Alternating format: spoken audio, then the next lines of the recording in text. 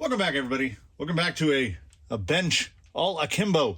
Too much zoom, and I figured in the spirit of the canyon, if I'm going to test something, might as well record it, right? So I had thought for maybe a minute about finishing this in some way, painting it up, whatever. And then I was like, why? We know the level of quality we've come to expect here in the canyon. Let's go to 6 volts. I learned, where's the other one? Yeah, I learned when I blew this one up, because I had done this, right? But just on the bench, I had it all wired up, plugged this into the wall, and it was at 30 volts, and didn't like it. So now we do all adjustments before we plug anything in. 6 volts to the board, and seeing as this is the shakedown performance of the official Crawler Canyon Servo Testin Time. Oh, also, look at the elegance of the 70mm bolt. And it just, I mean, are there better ways to go about it? Probably. Is that as quick and Traxxas turnbuckle? Is that as quick and easy as could potentially be imagined? I feel like, yeah, it is. We'll get the little flicker, modulation flicker there. We can probably go back a little more. So I'm trying to get this squared up. This is our first go with the dog milk. Happy to go faster. Let's hope things work out okay.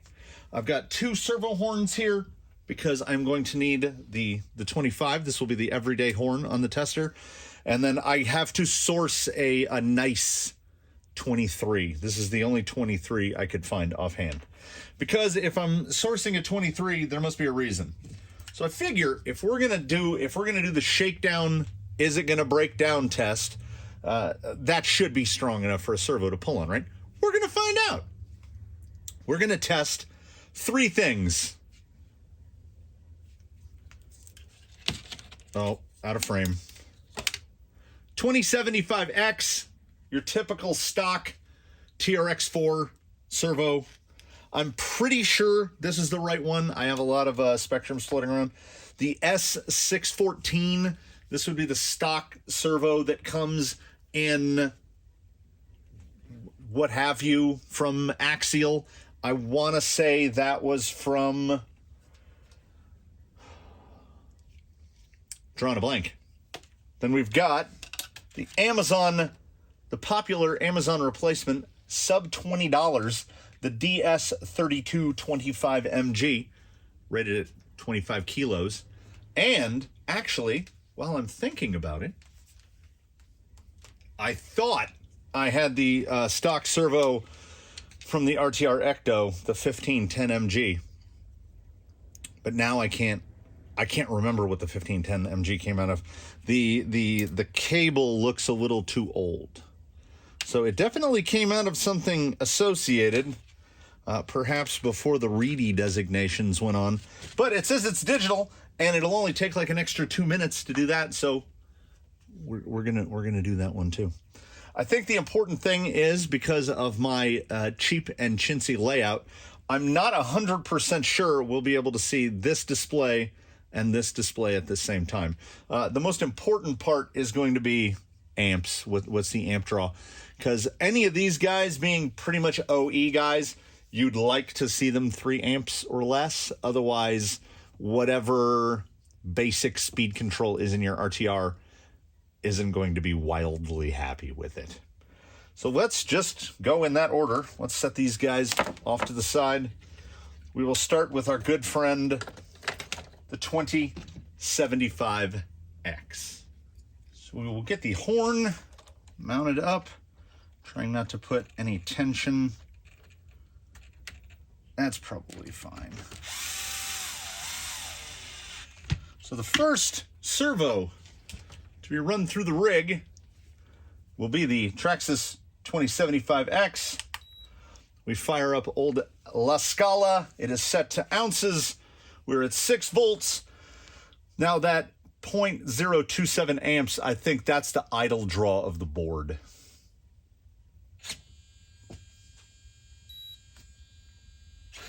I didn't look at the amps. Did anybody else look at the amps? I have this inability not to look at there. 288.8 ounces on the first pull. For an OE servo, is that good? I honestly have no idea. I've never tested a servo on a servo testing apparati before.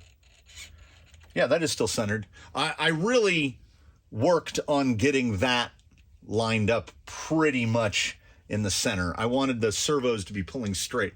25 millimeter horn will be the standard all the way around. We're going to give that another hit. And this time I'm going to watch the amps. Yeah, it barely peaked at 2. It was actually like I would say average about 181. That pull was 313 ounces, which, I mean, that's not bad, 2075X. Or is it? I don't know. There's more servos to pull. 313.4 at 1.8 amps. I think that's the important takeaway from that. That is a small amp draw. Pretty much anything except, of course, I believe, unless it's been updated as of quite recently, the internal BEC in an XL5 is a 1 amp ESC. So, I mean, a 1 amp BEC. So you could brown that out. Let's hit it one more time before we swap out. Yeah, 1.8 amps again. 307.6. So if I were to average that out, we will discard the lowest. We will look at the two other. There was what? 310? 310 ounces. Where's floppy calculator? Based on an average of the two good pulls of 310 ounces, we'll call it 310 ounces at 6 volts. That is 22 1/3 kilos, 22.3 kg per centimeter. And I gotta say, that's far above and beyond what I would have expected from the 2075. That's far from bad. That's honestly pretty good. So next up, we'll do the Spectrum last, so I only have to rebolt a horn once. We will now move on to the XP Digital 1510 MG. I don't know what the current equivalent is, but this should be on par with an RTR grade associated /Reedy /Element servo. I feel like the 1510 could tell a tale. We see, so it is definitely not board idle. That's the amp draw and the wattage pull. You can kind of hear it, a little tiny bit of chirpy chatter as it's trying to locate center. This is definitely a servo that's been around for a little while. We will see if that has any impact on its pulling performance. I guess to be fair, we give everybody 3 pulls, throw away the low one. Oh, there it is. There it is. 1.7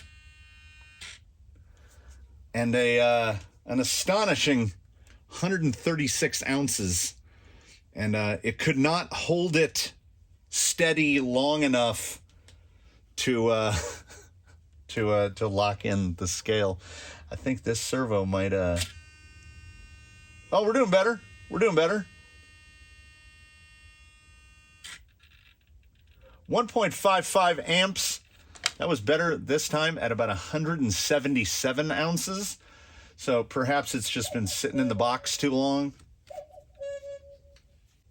And it has, gone to sleep a little bit.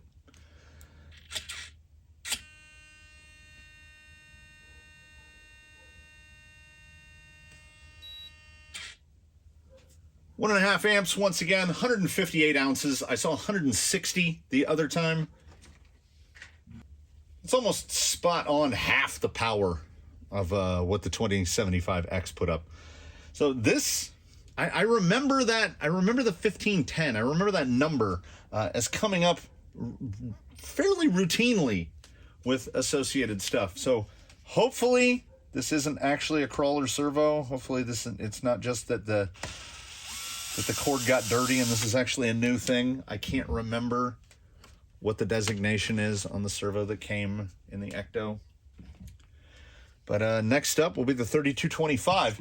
So is it even worth the money to spend the 15, 16 bucks to put a 3225 in your TRX4? I think if we're going to only answer one question today, it's going to be that one. You can kind of read it a little. 158.5. If I maybe... Oh, yeah. Yeah, see? We're learning. This is a learning experience for the future. What I think you have to appreciate about the DS3225 is that it has a servo lead long enough to be utilized as a tow strap. Yeah, and oh, yeah, the speed. It is not a brisk servo.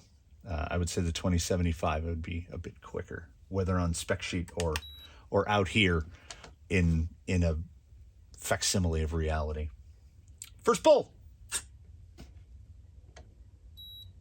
Well. Okay. 6 volts. I didn't watch the amps again. I need to grab a piece of paper because I have to start writing stuff down. First pull with the 3225, 433.5 ounces. This time around, icy. I am going to look at the amp draw because I know that the scale will take care of the rest. I just need to hear the beep. 3.5 amps. Second time up, 442.7. I gotta say, that's that's really outdoing what it's supposed to be. Now, mind you, that's almost double the amp draw of the 2075X. So if you're going to try to run this off of something that only has, like, say, a 3 amp peak BEC, you're going to want to look for something that's like 3 amp constant, 5 amp peak. Ooh. So we will pull it a third time. Usually these things dip off, but there we are. Dead center in the middle, 437.5 ounces. Yeah, that's almost precisely in the middle of the other two pulls. So if we discard the low one and we take the 2, yeah, let's call it 439. That is 31.6 kg per centimeter. So this is indeed a servo that is under spec. It pulls harder than it says it does, and that 4-something number, that is pretty good. The only drawback, we'll unbolt the horn here so you can see what I would consider to be the drawback, which is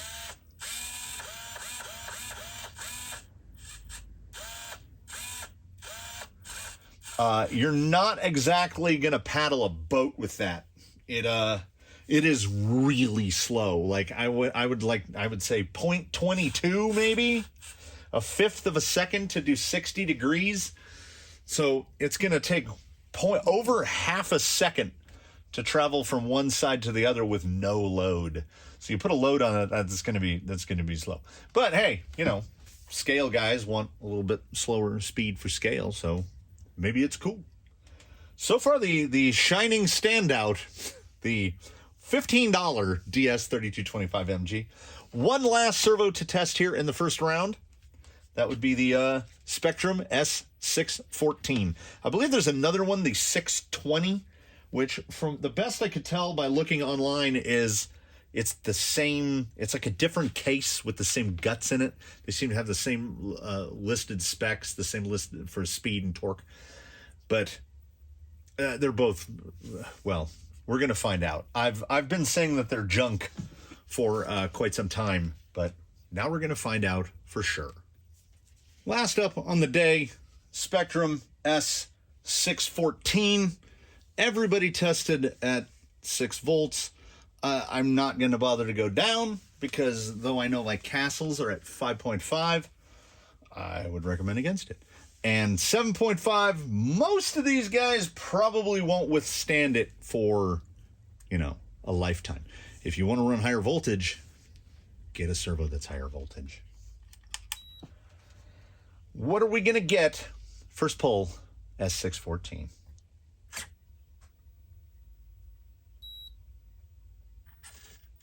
I didn't look at the amps again. I'll look on the second time. I can't stop. I can't look away. I only look at this number, which you can kind of see, 405, significantly higher than than where I thought it would be. Honestly and truly, in no spectrum, and I mean that with the C spectrum, like in any shade of reality, I didn't see that servo hitting 405. This time, I'm going to look at the amps this time.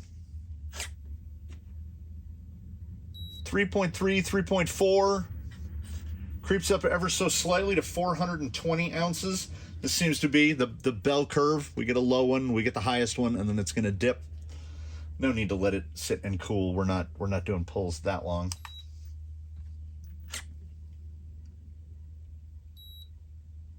And just like the others before, 409. So yeah, we'll give them the benefit of the doubt. We'll round up. We'll call it 415. Might as well round it off. It's 29.9 kilos. It's 30 kg. That's I've used these in rigs before, and they're pretty bad. But if I were to go by that number, that was quite good. 30 kg. I mean, it loses by a small margin to the DS3225, which for me was the hands down, out and out, just runaway surprise of this whole thing. I can't believe that thing will do 31 kg rated at 25 at 6 volts. Now, I have run these at 7.4 volts before. Usually, for operation for something other than steering. But that's pretty surprising. Very slow. The Spectrum, let's do the same. Spectrum, very similar in terms of speed. Like, I can get my hand out of the way before it full sweep. That is not a lightning quick servo, but maybe not relegated to the bottom of the bin, because I feel like these sorts of tests can go one of two ways. They're either going to confirm the bias, and I'll say, yes, I have chosen wisely, or they're going to show me that a 614 or a red case Amazon servo will outperform a servo that I spent more money on. So in closing in this, the unveiling episode of the tester apparatus, what servos do you want to see? I think you all have a sort of an idea of what I've got. I think one episode, and I'm going to throw an idea out there in advance. I'll throw one out there for you. Let's there we go. I'll throw an idea out there for you.